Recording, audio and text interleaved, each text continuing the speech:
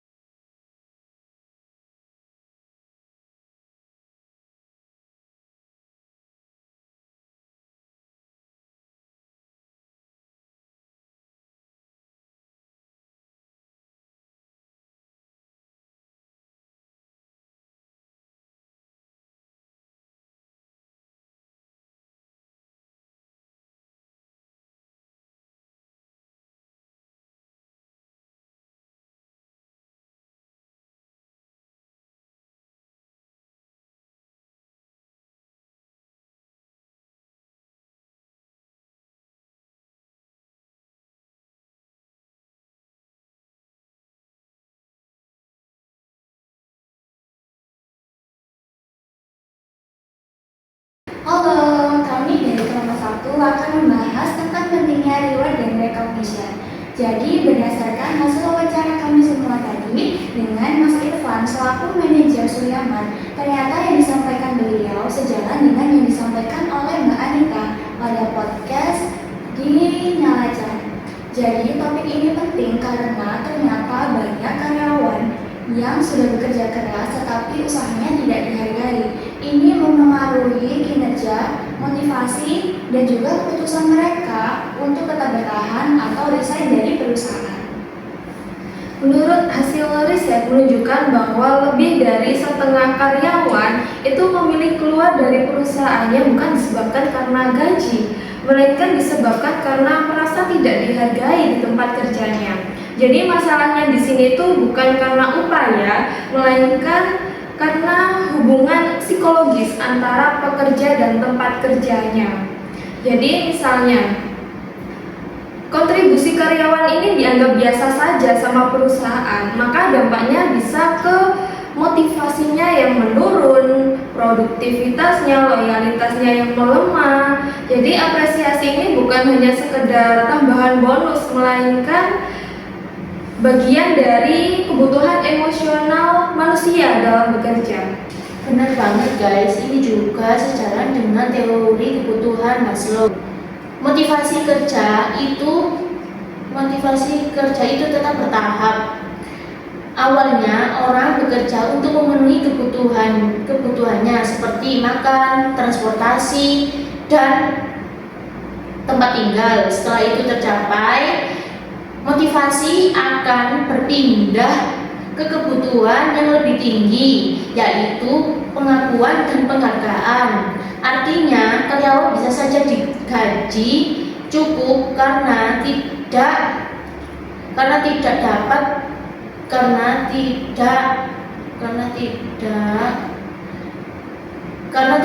mendapatkan pengakuan atas usaha dan pencapaiannya. Tapi guys, perlu diperhatikan, memberikan penghargaan juga tidak salah-salah. Dalam sebuah perusahaan terbesar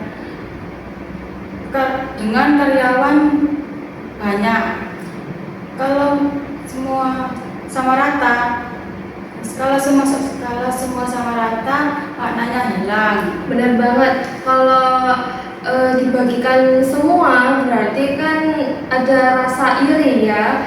Jadi yang benar itu kalau memberikan reward dan recognition itu harus benar-benar terukur, transparan, kemudian jelas diberikan kepada siapa, untuk siapa, kapan diberikannya. Jadi benar-benar harus konsisten agar tidak muncul rasa yang iri antar karyawan.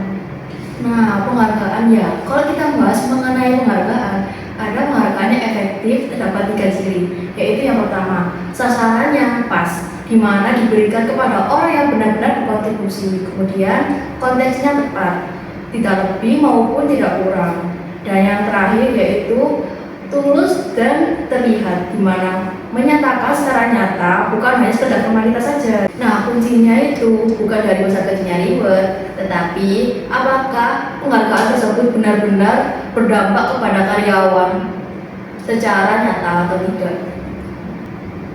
Dari materi yang telah kita bahas, ada loh perusahaan yang telah menerapkan sistem ini dengan baik. Perusahaan apa tuh? Yaitu perusahaan Gojek. Pada perusahaan Gojek, keberhasilan sekecil apapun itu pasti dirayakan oleh tim, sehingga kontribusinya itu selalu bermakna. Selain itu, Gojek juga menerapkan sistem OKR dan manajemen review yang jelas, sehingga penghargaannya itu tidak subjektif, tidak berdasarkan kedekatan personal, tapi berdasarkan hasil dan dampak kerjanya. Jadi apresiasi itu bukan hanya sekedar tindakan, melainkan sistem yang tertata dan terukur. Jadi, reward dan recognition itu bukan hanya sekedar ucapan terima kasih atau juga berupa pemberian bonus, tetapi ini merupakan strategi manajemen sumber daya manusia untuk menciptakan motivasi yang berkelanjutan.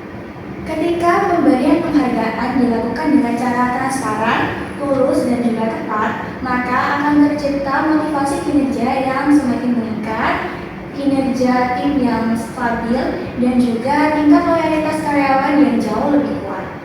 Nah, jadi kesimpulannya itu penghargaan itu bukan hanya sekedar formalitas saja ya. Tapi ini merupakan bagian penting untuk menciptakan lingkungan kerja yang sehat. Karena karyawan kita bisa dihargai. Akan bekerja dengan hati. Bye-bye.